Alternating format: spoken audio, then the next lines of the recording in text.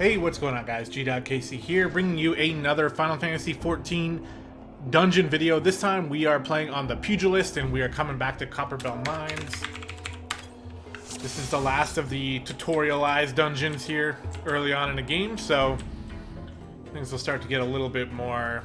I was going to say tough, but you guys know. It takes a little while before anything gets tough.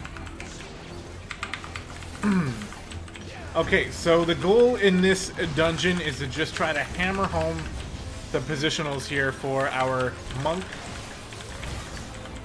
keeping in mind the positioning that is required in order for us to maximize our damage. So, it is Boot Shine from the back for an automatic crit, Twin Snakes from the side, and our Snap Punch from the side as well. And then we go back to the back. And we're going to confirm that. So Boot Shine from the rear, True Strike is from the rear as well, and then Snap Punch is from the flank, and Twin Snakes is from the flank. So we need to continue to practice this until it becomes second nature, because I think that's it's really important in maximizing your DPS as a monk. We are so much bigger than everybody in here. Bring it! Pacha! Well, they're all females too, I think, so perhaps we shouldn't take that approach. Alright.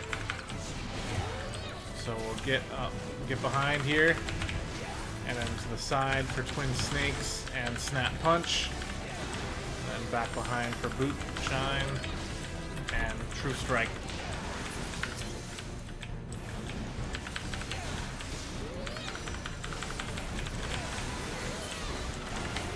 That looked okay. We'll keep it up. There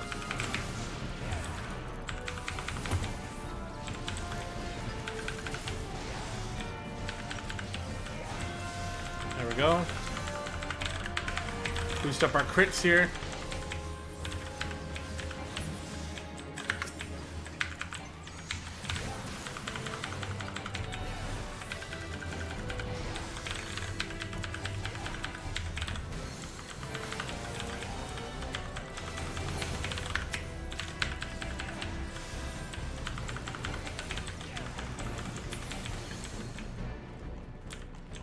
Alright, we're handling it.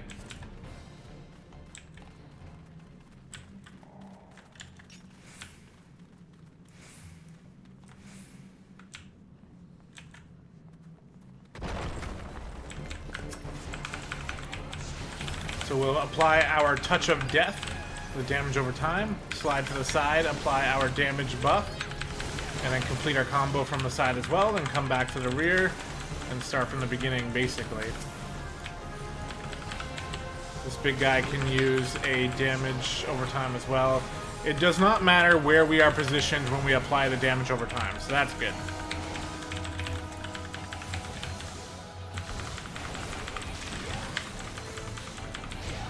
One of the main issues I'm having right now is you know, getting a good feeling for how long our Twin Snake buff actually lasts for, because it's not very long. We're pulling a big fight here. Huge fight. So we will try to do our best here. Sticking to one enemy at a time.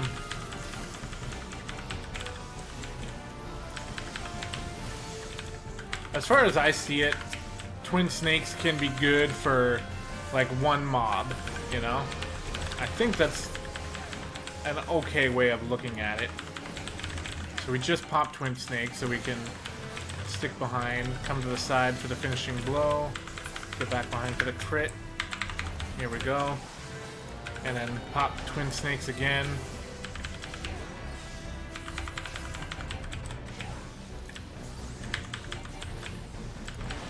There we go. Even more guys coming in here. Pop Twin Snakes again. Couldn't really get in the rear there. We'll leave that right there.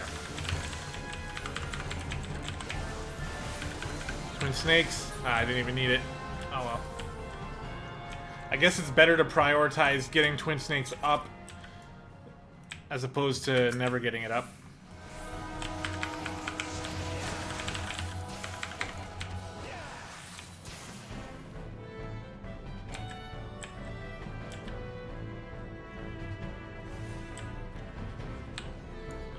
Oh, you have fun with all them. We'll grab the fire sand. Okay, let's get going.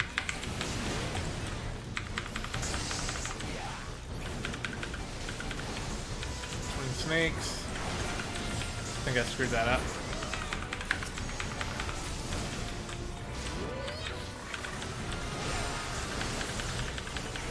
There we go.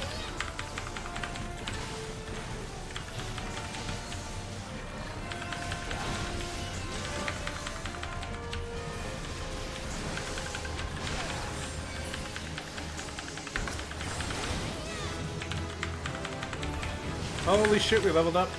And I forgot to eat food again. Damn it.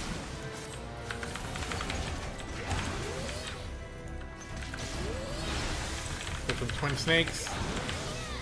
And he's dead.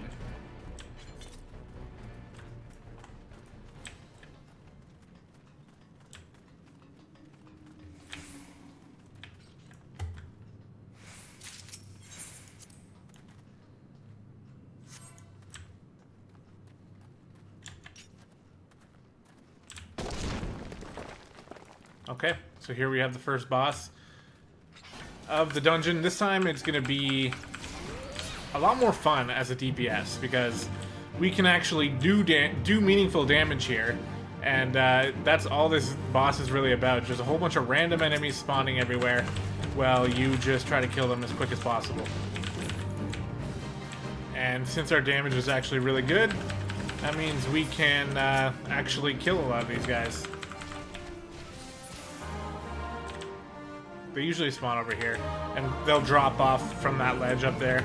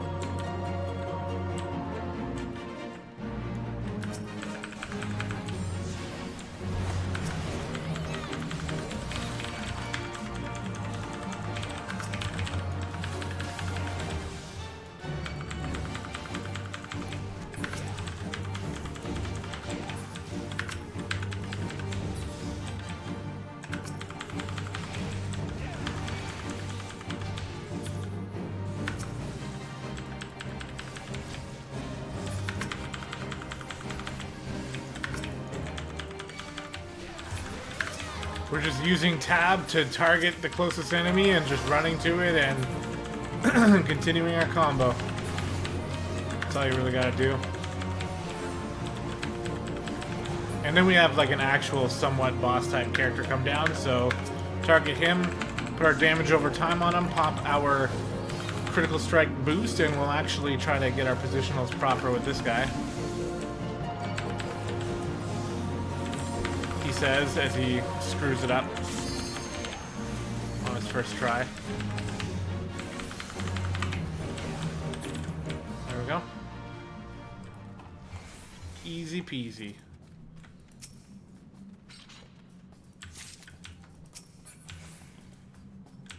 These are no good for us.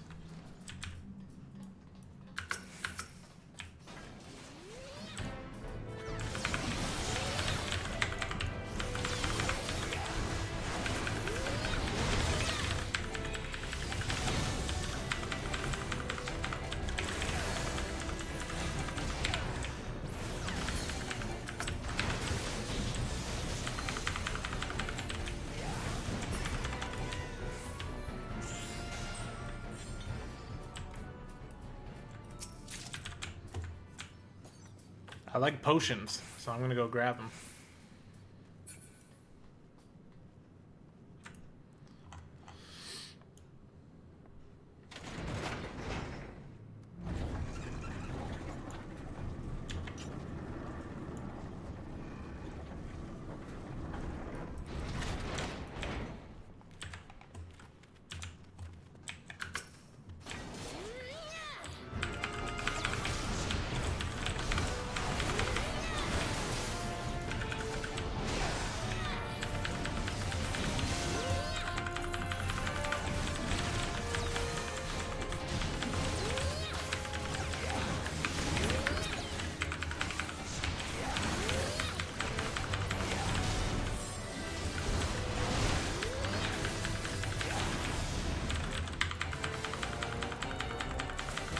Come back!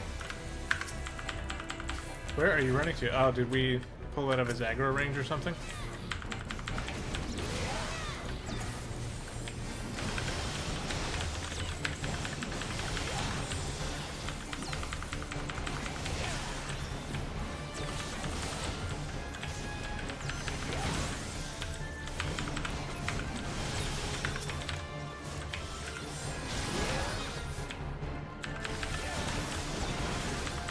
See, one of the problems of focusing heavily on my positionals like this is that I actually I'm not paying attention at all to the enemy that I should be targeting, because I'm just so focused on getting the positionals right that I just target whoever I happen to target, and that's that. So that's something, like, once just remembering this all in the first place becomes second nature, that's going to be the second thing I gotta work on, is being able to keep my...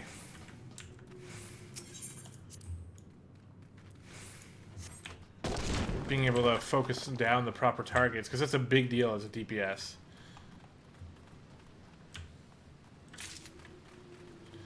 Alright, so this is the second boss of the dungeon, and he's very easy as soon as you know how to handle it. The thing is, it's a very unique boss that you wouldn't be expected to know right off the bat. So what we're going to do as a DPS is we're going to pull this improved blasting device, and we're going to let the tank pull the blasting cap on him. And he's going to basically pull the cap over to where the Icarus Ire is. The blasting cap is going to explode, and it's going to blow the Icarus Ire into smaller pieces. Just like that. And the tank will now grab both of those Icarus Ires and hold them on him. We wait for a certain amount of time until we can pull this blasting device again. I'm not sure how long it takes, but we have to wait for a minute. So there we go, now we can pull it. There's going to be another blasting cap. This time, though, over on this side, a Spriggan is going to spawn.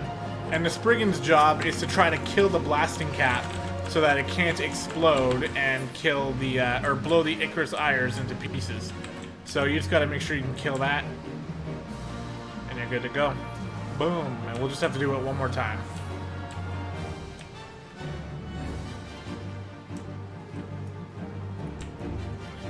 Tank's just holding all the threat. We wait for this. There it is. Interact. Here comes the blasting cap, and then the Spriggan will come back as well. And we'll just burn it down incredibly quickly.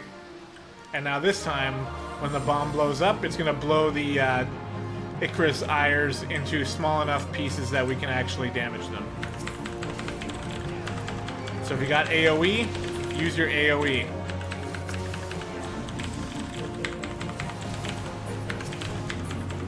There we go.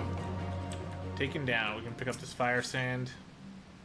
So we'll need to put it in the powder chamber. Pick up this loot. Anything good for us? Well, these are the same that we have, right?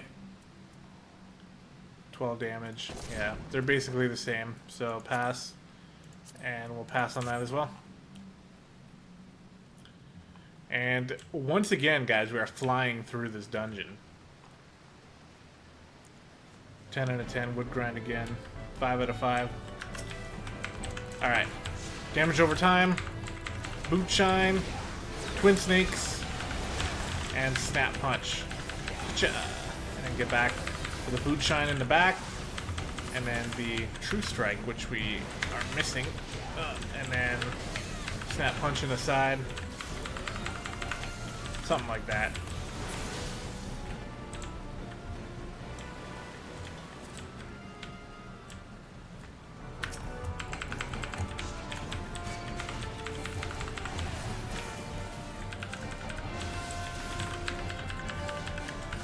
Pop our internal release here.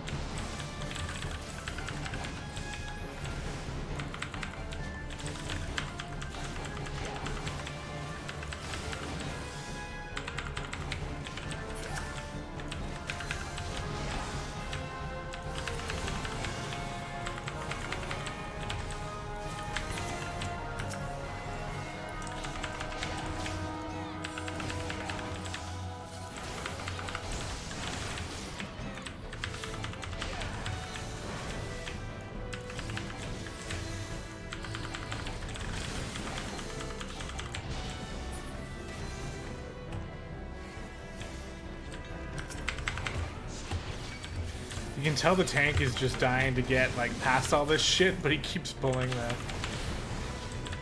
the mobs by mistake.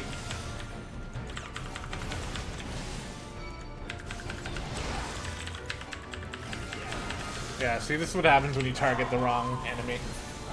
This'll just get super pissed off.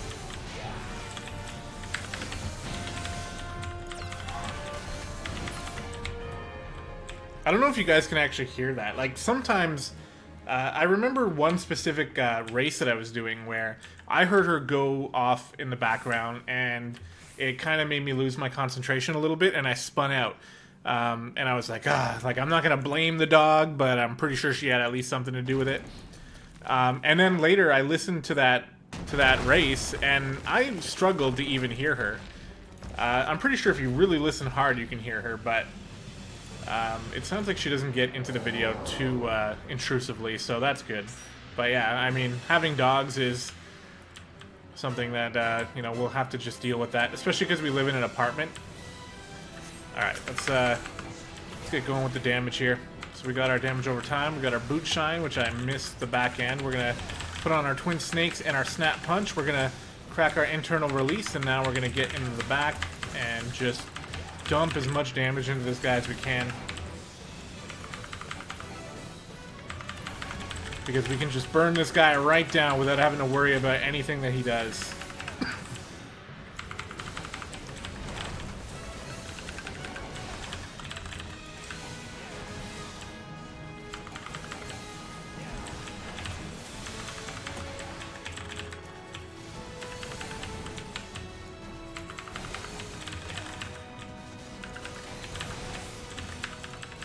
I'm actually going to throw another damage over time on him.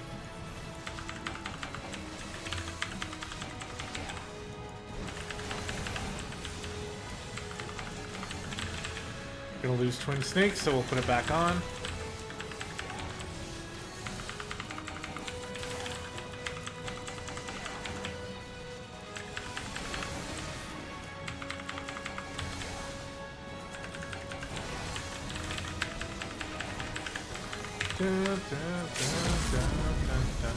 Pop the limit break.